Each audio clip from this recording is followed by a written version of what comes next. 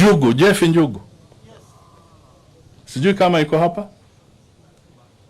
The young man had invested in a very good hotel hapa Kisumu. Anaitwa nani? Imbanga. Si ni mtoto wa Njugu? Mtoto wa rafiki wa Pase hapa. Sasa yeye anafanya investment Kisumu. Maandamano haya, watu wakavamia hoteli yake, wakavunja kila kitu, wakang'oa, wakakunywa pombe, wakafanya nini? Sasa jamaa amepata hasara kubwa.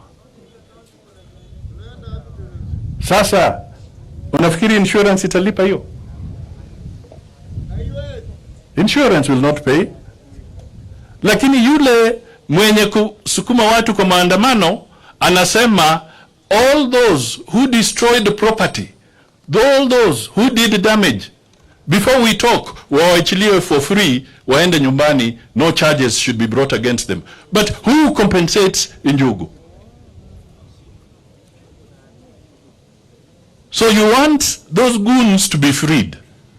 But what about a son of this area who had invested millions and creating jobs in the area? Who compensates him?